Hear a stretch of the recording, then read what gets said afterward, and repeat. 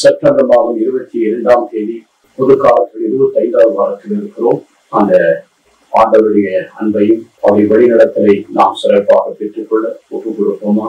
உம்மை நான் போற்றுகிறேன் இறைவா, உம்மை நான் புகழ்கின்றேன் தேவா, போற்றி புகழ்கின்றேன், வாழ்த்தி வணங்குகிறேன்.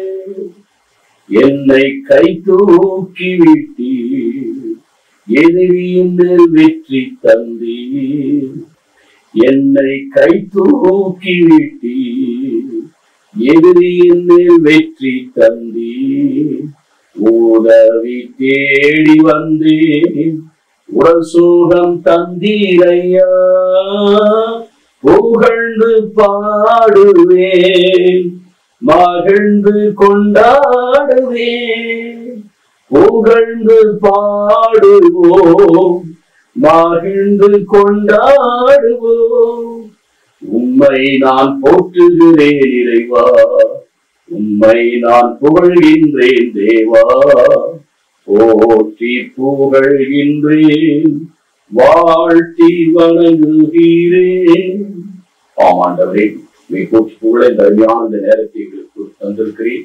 உடைய மேலான இறக்கத்துக்கு என்னை வைத்ததை மறைத்துக் கொள்ளும், உமது ஆவியினால் எங்களை பலப்படுத்தும், பரிசுத்தமாக்கும்.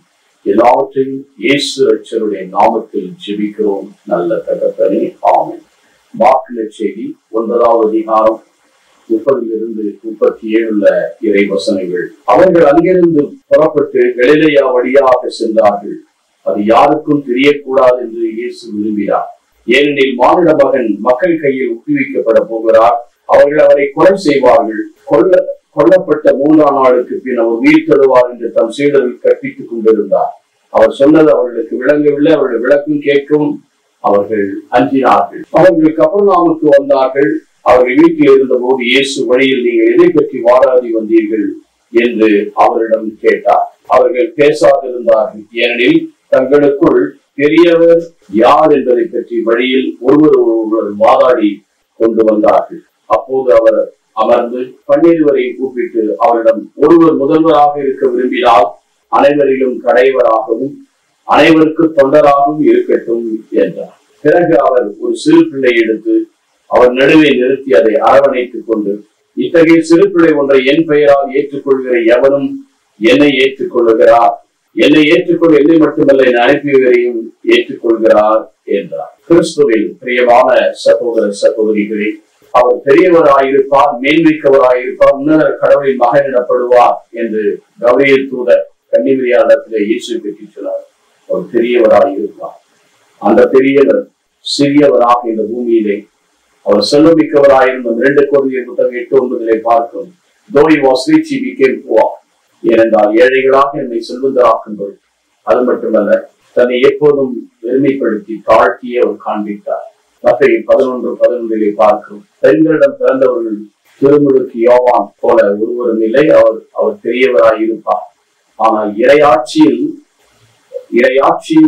இருக்கிறவர்கள் குழந்தைகளாக இருக்கிறது, அவரையும் பெரியவர் என்று இங்கே சொல்லப்பட்டிருக்கிறது. ஆகவே பெண்களிடம் பிறந்தவர்கள் திருமுழுக்கு யோவான் பெரியவராக இருக்கிறார் என்று சொல்ல காரணம், அவர் தன்னையை பெருமைப்படுத்தினார். அவர் வளர வேண்டும், நாம் குறைய வேண்டும். யோவான் 3:30. எனக்கு பின்னால் இருக்கிற முன்னால் இருக்கிறார், தண்ணீரால் திருமுழுக்கிறேன், அவர் பரிசுத்தாவினால் திருமுழுக்கு கொடுக்கிறார். அவருடைய விதியை வாரை அவிழ்க்க நான் தகுதி, இதோ உலகத்தின் பாவங்களை சுமந்து இருக்கிற தேவாட்டுக்குட்டி. யோவான் 1:7. இப்படி தன்னையை பெருமைப்படுத்தி தாழ்த்தியதினால், தன்னுடைய வாழ்வை பெருமைக்குள்ளே அர்ப்பணித்ததினால் அவரை பெரியவர் என்று சொல்லுகிறார். ஆனால் விண்ணரசில் சிறியவன் அவரிலும் பெரிய. விண்ணரசில் நாம் சிறியவர்களாக இருக்கிறாகவேதான் இன்றைக்கு ஆண்டவராக இயேசு கிறிஸ்து ஒரு குழந்தையை அவர்கள் நடுவில் நிறுத்தி, ஆண்டவர் பெரியவர் தான், நிறைவுள்ளவர் தான், பட் இருந்தாலும் தன்னை அவர் பெருமைப்படுத்தும், தன்னை பெருமைப்படுத்தி காட்டவில்லை. ஒரு பிள்ளையை சொல்லி, இந்த குழந்தையை என் பெயரால் ஏற்றுக்கொள்ளுகிறவன், என் பெயரால் இயேசுவின் நாமத்தில் அவரை ஏற்றுக்கொள்வது. இயேசு கிறிஸ்து. இயேசு என்றால் மீட்பர் என்றும், கிறிஸ்து என்றால் அபிஷேகம் செய்யப்பட்டவர். மீட்பர் என்ற அந்த பெயர் வருவதற்கு காரணம், இயேசு கிறிஸ்து தான் ஆண்டவர்.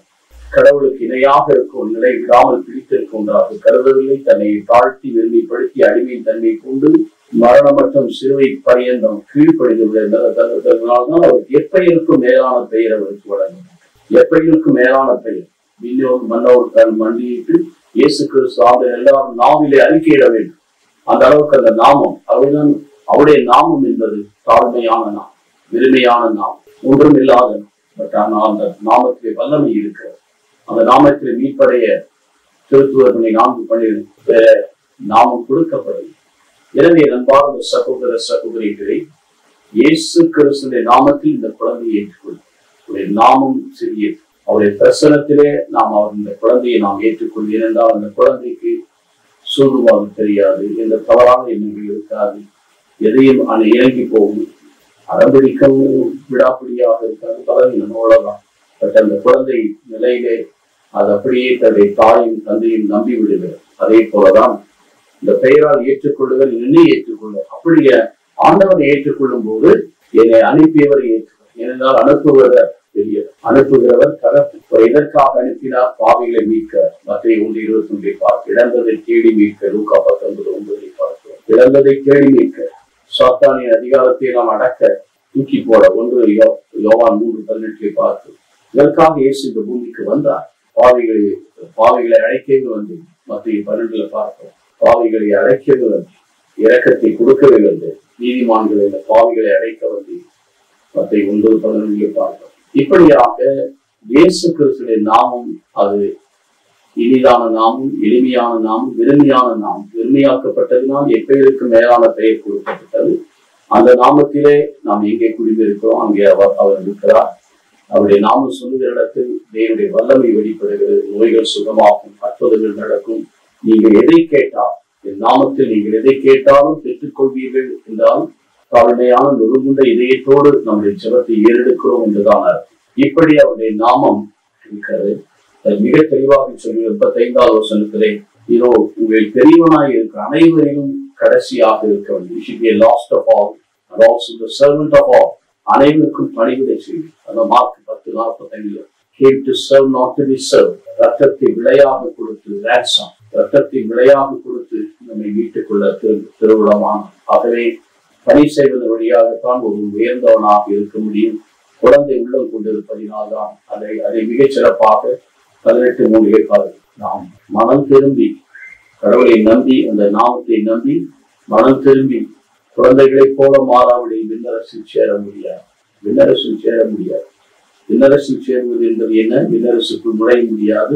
ஆண்டவருடைய பிரசன்னத்துக்குள் வருகிறவருடைய நாமத்தினால் நம்ம அந்த தாழ்ச்சி, வெறுமையும் கீழ்ப்படிதல் இருக்கும். இதன் வழியாக நாம் நிறைவுள்ளவர்களாக இருக்கும். தந்தையை அனுப்பிய தந்தை ஏற்றுக்கொள்கிறோம் என்றால் பிதாவுடைய உறவுக்குள் நாம் வருகிறோம். அவர் நம்முடைய தகப்பனாக இருக்கிறார், நாம் அவருடைய பிள்ளைகளாக இருக்கிறோம். நாம் எல்லாரும் சகோதர சகோதரிகள். யாரும் சகோதர சகோதரிகள் மார்க் 3:35 சொல்லப்பட்டிருக்கிறார். அவருடைய வார்த்தையை கேட்டு அதன்படி நடக்கிறவர். அப்போ மற்றவர்களும் நம்முடைய சகோதர சகோதரிகளாகவும் அன்புள்ளவர்களாக நாம் மாறுகிறோம். எனவேதான் இன்றைக்கு கடவுளுடைய நாமம், வல்லமையுள்ள நாமம், எளிமையும் தூய்மையும் பரிசுத்தம் தாழ்ச்சியும் கொண்டு உயர்த்தப்பட்டது போல அந்த நாமத்தில் எல்லா மனிதன் மீட்கப்படுவது, அந்த நாமத்தில் எல்லாம் கிடைப்பதனால் அந்த நாமத்தில் நீ எதை கேட்டாலும் பெற்றுக்கொள்வீர்கள்.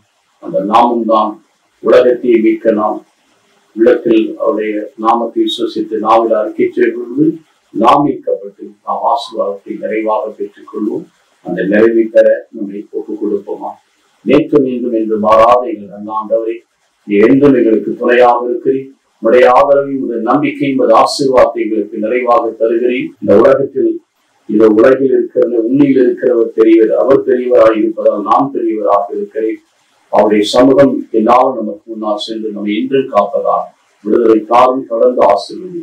இயேசு இரட்சகருடைய நாமத்தில் பிதா சுதன் பரிசுத்த ஆவியானவரே ஆசீர்வதிப்பாராக. ஆமென்.